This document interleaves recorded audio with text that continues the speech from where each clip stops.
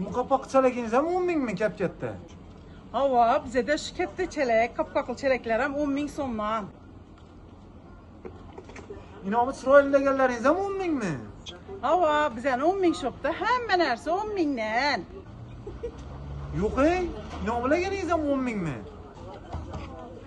Yine bu çelekte ne? Bu ikisi etkilerimiz 5 bin somdan ağa.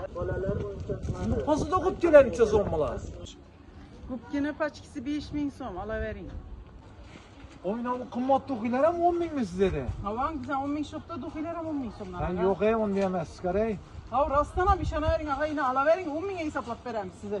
Yine aşılan hesaplat verin gelese. 10, 20, 30, 40, 50 bin som sizden ağa. 50 bin som. Yok ey şunca veç 50 bin son oldu mu? Rahmet ey sizlere. Gep yok malades. Ben yine bu 100 bin. 50 bin son vereceğim pulu, 50 bin son buna özünüzü bir mazal vereceğini alayıp yiyin.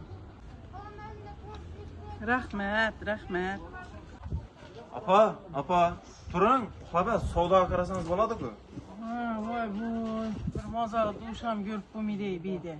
Yok, bu legen 5 bin son.